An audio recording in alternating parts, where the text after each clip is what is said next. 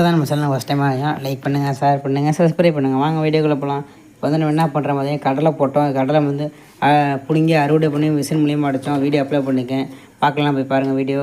Machine மூலியம் அடிச்சுட்டு போய் மறுபடியும் கடலை என்ன பண்ணுறேன்னா, கடலை எல்லாம் பிடுங்கினதுக்கப்புறம் ஒரு ரொட்டேட்டர் போட்டோம். கடலை சரியான புல்லு வந்தோன்னா மறுபடியும் ரொட்டேட்டர் போட்டு தண்ணி விட்டு வயல் ஓட்டுறோம். எதுக்குன்னு பார்த்தீங்கன்னா, அடுத்து நெல் நட போகிறோம். நெல் நட்ட வீடியோவும் அப்லோட் பண்ணுறேன் பாருங்கள். அடுத்து நெல் நட போகிறனால அடுத்து நல்லா தலைச்சத்தெல்லாம் தேவையான பக்கத்தில் இருக்க மரம் எல்லாத்தையும் கொஞ்சம் தேவையான செடியெல்லாம் வெட்டி போட்டு தலைச்சத்தை அதிகமாக்கணும். அந்த வீடியோ அப்ளை பண்ணுறேன் பாருங்கள். அடுத்து பார்த்திங்கன்னா இந்த ஒரு காடு மட்டும் தான் வயல் டிராக்டர் வச்சு வயல் ஓட்ட போகிறோம். அடுத்து பார்த்திங்கன்னா மாடு வந்திருக்கும், 500 மாடுகள்.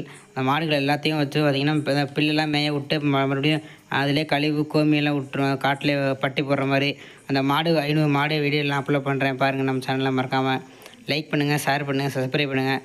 அப்புறம் பார்த்திங்கன்னா அங்கே பாருங்கள் ரொட்டேட்டர் போட்டிருக்கோம். எல்லாத்துக்கும் 9 கலப்பெல்லாம் போட்டோம்னா இந்த பில்லெலாம் அரிச்சிட்டு வந்தோம்னு ரொட்டேட்டர் போட்டோம்னா அப்படியே இந்த பில்லெல்லாம் அமுக்கி விட்டுரும் வயல்லே.